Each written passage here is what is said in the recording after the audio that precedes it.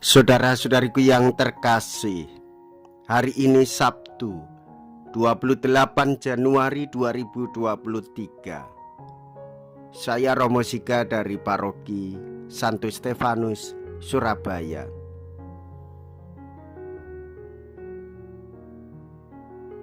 Dalam nama Bapa dan Putra dan Roh Kudus, amin. Gereja merayakan peringatan wajib Santo Thomas Aquino, seorang imam dan pujangga gereja. Thomas dilahirkan di Aquino sekitar tahun 1225.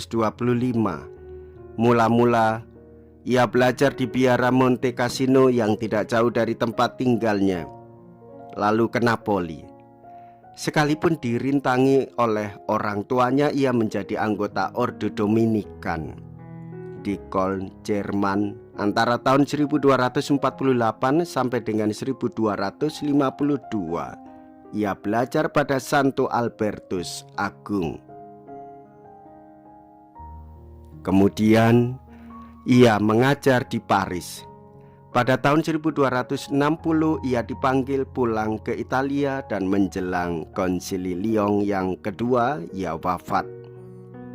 Buah karya Thomas tentang filsafat dan teologi amat mendalam. Ia membuat nyata cita-cita ordonya, Contemplata alis tradere, artinya menuturkan kepada orang lain segala sesuatu yang telah dipelajari dan direnungkan. Ajaran para pujangga gereja dikumpulkannya dalam suatu sintese, Summa Theologica, berdasarkan filsafatnya.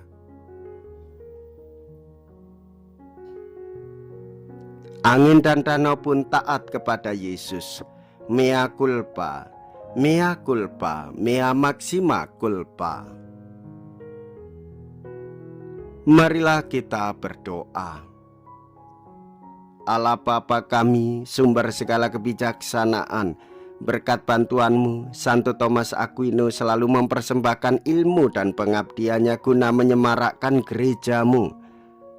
Kami mohon, semoga kami selalu terbuka terhadap ajaran pujanggamu dan berilah kami kemampuan sehingga kemanapun untuk menyelami dan menghayati iman kepercayaan kami dengan pengantaraan Yesus Kristus Putramu Tuhan kami, yang hidup dan berkuasa bersama dengan Dikau dalam persatuan Roh Kudus, Allah sepanjang segala masa. Amin.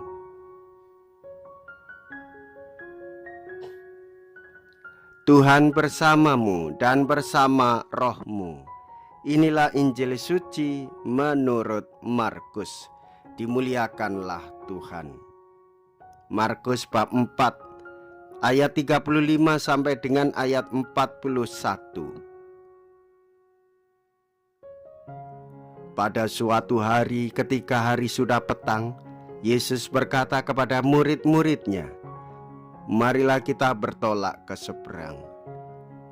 Mereka meninggalkan orang banyak yang ada di sana lalu bertolak dan membawa Yesus dalam perahu itu di mana ia telah duduk, dan perahu-perahu lain pun menyertai dia.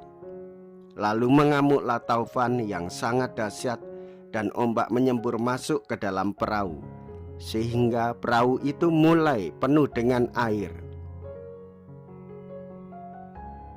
Pada waktu itu Yesus sedang tidur di buritan di sebuah tilam. Maka murid-muridnya membangunkan Yesus dan berkata kepadanya, "Guru, engkau tidak peduli kalau kita binasa." Yesus pun bangun, menghardik angin itu dan berkata kepada danau, "Diam, tenanglah." Lalu angin itu reda dan danau pun menjadi teduh sekali. Lalu Yesus berkata kepada murid-muridnya, "Mengapa kamu begitu takut? Mengapa kamu tidak percaya?" Mereka menjadi sangat takut dan berkata kepada seorang kepada yang lain, "Siapakah gerangan orang ini? Angin dan danau pun taat kepadanya. Demikianlah sabda Tuhan. Terpujilah Kristus.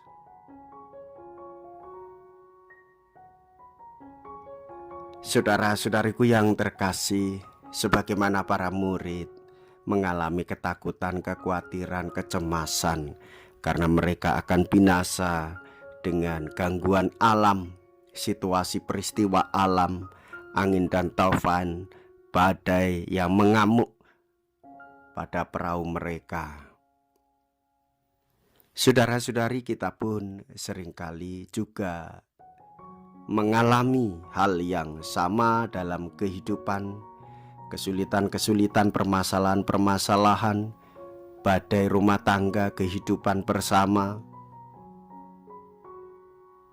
Ada kecenderungan bahwa kita ingin menghindar. Ada kecenderungan kita ingin lari dari kenyataan menghadapi permasalahan.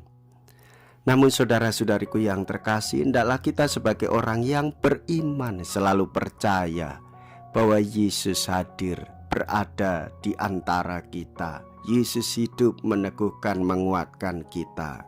Tinggal bagaimana kita di dalam iman, meminta pertolongannya di dalam kesabaran, meminta pertolongannya di dalam ketenangan. Jangan khawatir, jangan sampai kita takut dan cemas menghadapi masalah, malah justru menambah masalah. Menghadapi persoalan malah justru membuat orang lain juga mengalami persoalan. Libatkanlah Tuhan, karena Dia selalu berada di sisi kita, menemani, menguatkan, dan menghibur kita semua. Saudara-saudariku yang terkasih, sebagai orang beriman hendaklah kita senantiasa mengandalkan akal budi, pikiran yang telah Tuhan berikan kepada kita, karena kita secitra dengan Allah, sehingga kita tidak sembrono tetapi menghadapinya dalam ketenangan.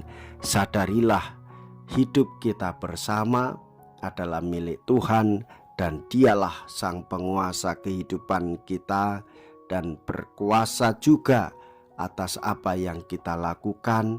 Maka setiap kali kita punya masalah, hendaklah kita datang kepadanya dengan kerendahan hati dan kelembutan, menggandengkan iman dengan akal budi, dengan pikiran, sehingga setiap kali kita menghadapi persoalan, dihadapi dengan tenang.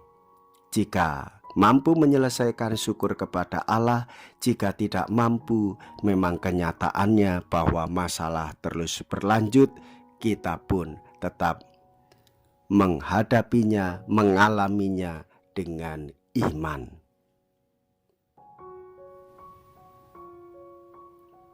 Marilah kita berdoa. Allah Bapa, sumber kebenaran sejati bagi kebanyakan umat-Mu, usaha penyelaman iman Santo Thomas membuka sumber pengertian yang melimpah.